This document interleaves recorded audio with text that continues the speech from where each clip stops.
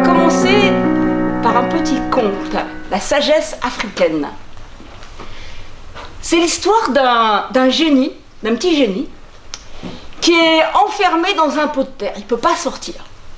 Et un jour, un homme ouvre le pot de terre et le libère. Alors le petit génie, il est trop content. Et il dit à l'homme, écoute, tu m'as sauvé la vie, tu m'as libéré, écoute, fais un vœu et je l'exauce. Alors l'homme y réfléchit, il dit, j'aimerais être 10 fois plus intelligent. Le petit génie, il dit, c'est bien, c'est un vœu intelligent. Accordé. Et l'homme devient 10 fois plus intelligent. Alors là, c'est extraordinaire. Il comprend des choses qu'il ne comprenait pas du tout avant. C'est fabuleux. Et le petit génie est en train de s'en aller. Et ça y est, il est au portable et l'homme lui court après et il l'arrête. Petit génie, s'il te plaît, accorde-moi un 3e vœu.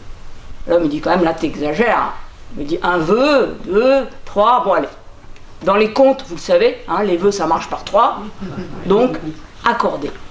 Eh bien, écoute, j'aimerais être 1000 fois plus intelligent. Petit génie, il dit, c'est vraiment ce que tu veux? Oui, j'aimerais. C'est tellement extraordinaire ce qui se passe. 1000 fois plus intelligent. Accordé. L'homme rentre dans sa maison, il se couche, et le lendemain, quand il se réveille, il était devenu une femme.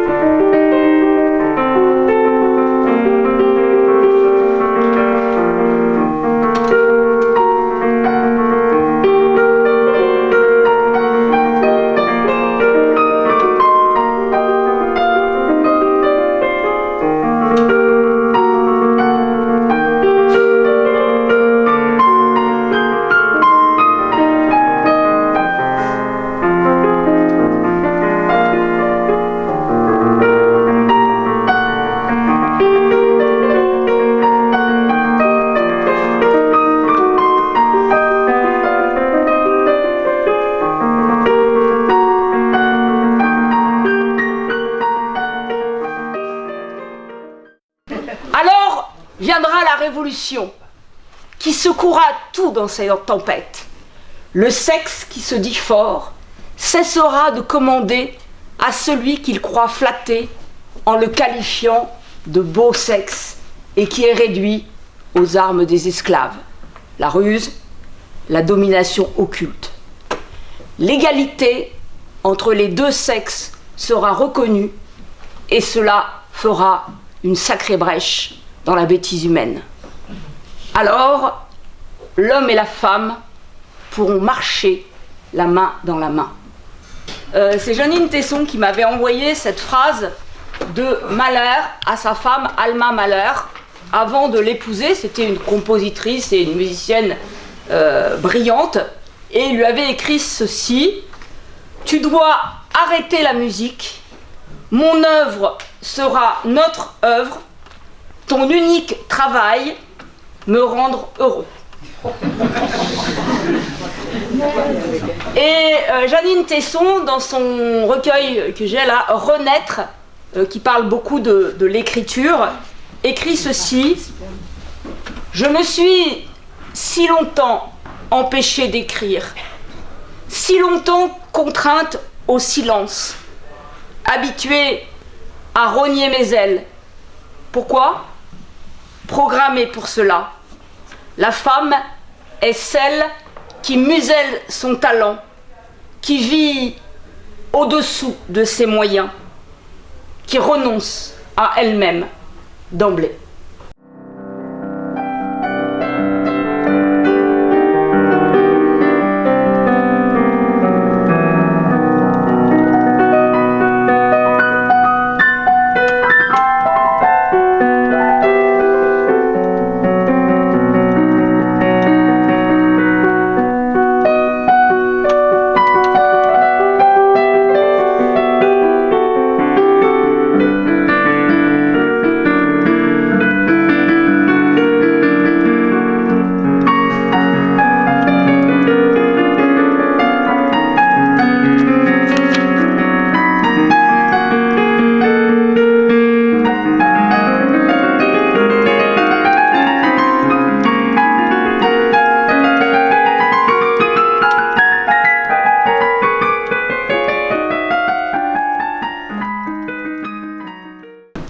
chanson de Colette Renard, je ne sais pas s'il y en a qui connaissent.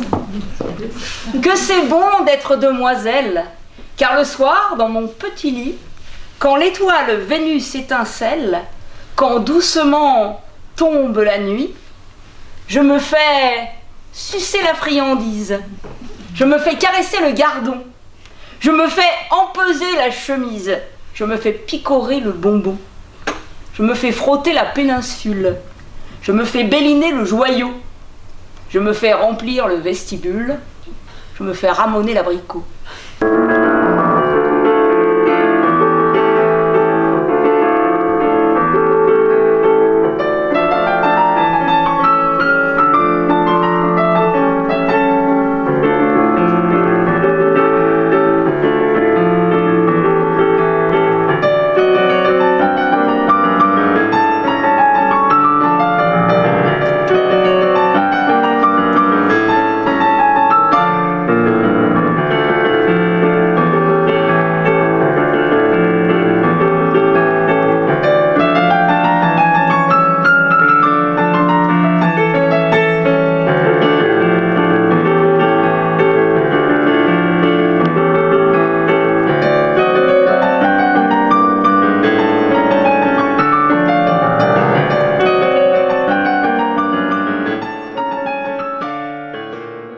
Un texte d'une féministe, Benoît de Groux. Ça va, les 8 hommes qui sont dans la salle n'ont pas trop peur? C'est dur, devinette. Et il n'y a pas d'os dedans. Ça bouge tout seul, mais ça n'a pas de muscles.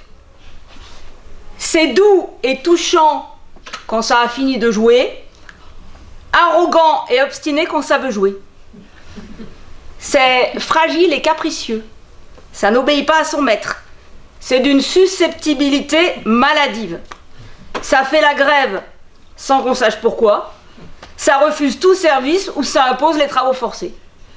Ça tombe en panne quand le terrain est délicat et ça repart quand on n'en a plus besoin. Sur la violence dont sont victimes les femmes, un texte d'Anne Sylvestre, Juste une femme. Petit monsieur, petit costard, petite bedaine, petite saleté dans le regard, petite fredaine, petite poussée dans les coins, sourire salace, petite ventouse au bout des mains, comme des limaces, petite crasse. Il y peut rien si elles ont des seins, quoi, il n'est pas un assassin, il veut juste apprécier ce que la nature met sous son nez. Mais c'est pas grave, c'est juste une femme. C'est juste une femme à saloper, juste une femme à dilapider. Je pense pas qu'on doive s'en inquiéter. C'est pas un drame, c'est juste une femme.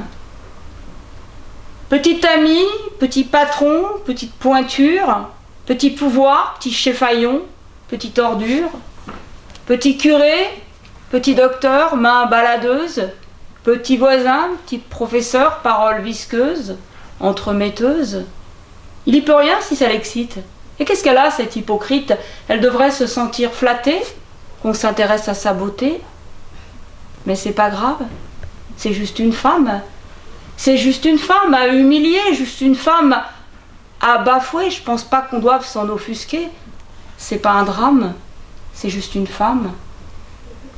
Petit mari, petit soupçon, petite incartade, petite plaisanterie de salon, petite rigolade, fermer les yeux, on n'a rien vu, petite souffrance, et trembler, qu'une fois de plus, il recommence. Quoi, si on peut plus plaisanter, on n'a plus qu'à se la faire couper. C'est vrai ça, il n'est pas un monstre. Et c'est l'épouse qui prend la honte. Mais c'est pas grave, c'est juste une femme. C'est juste une femme à humilier, juste une femme à désespérer. Je pense pas qu'on doive s'en séparer. C'est pas un drame, c'est juste une femme. Mais dès qu'une femme, messieurs, mesdames, est traitée comme un paillasson, et quelle que soit la façon, quelle que soit la femme, dites-vous qu'il y a mort d'âme. C'est pas un drame, juste des femmes. Un tout autre sujet avec Marie-Paule Bell, celle qui aime elle. En secret, sous leur veste, se caressent des yeux, sans un geste. On lit sur la photo, où elle sourit tranquille, juin 1950, à Belle-Île. C'était pas facile dans ces années-là, et en ville, on en parlait tout bas. Les mots de haine, ceux qu'on entend à peine, les ont fait pleurer bien des fois. Suivre le modèle, impossible pour celles qui aiment elles. Et moi qui suis le prix de leurs amours rebelles, moi qui suis mi-voyou, mi-voyelle, si j'ai choisi d'aimer un triangle isocèle, je peux vivre au grand jour, grâce à elle. C'était pas facile dans ces années-là. Et en ville, on les montrait du doigt. Les mots qui glissent, les regards en coulisses, les ont fait douter d'elles bien des fois. Pour toucher le ciel, elles avaient besoin d'elle, Suivre le modèle, impossible pour celles qui aiment elles. Elles se tiennent la main, en secret, sous leur veste, se caressent des yeux, sans un geste. On lit sur la photo, où elle sourit, tranquille, juin 1950, à Belle-Île. Pour terminer, parce que j'avais envie qu'il y ait quand même un poème d'amour positif, une chanson de Michel Bernard.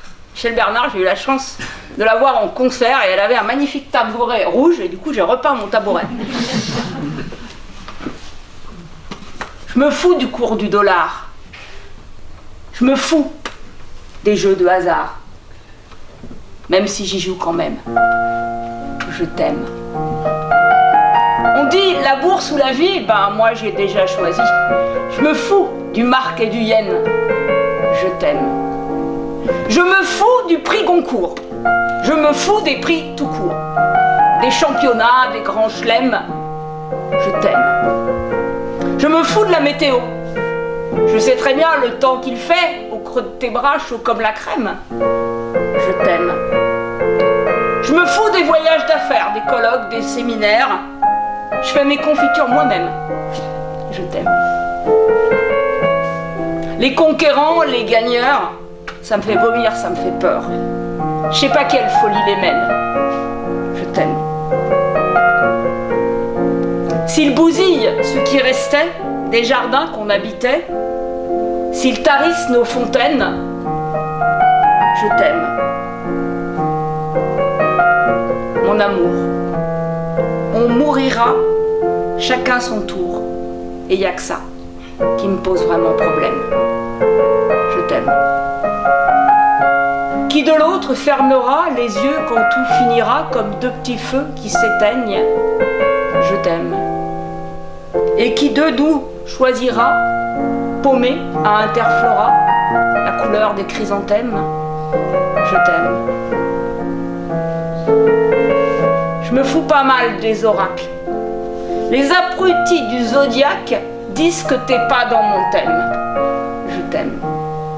Tu vois, on peut rien prévoir.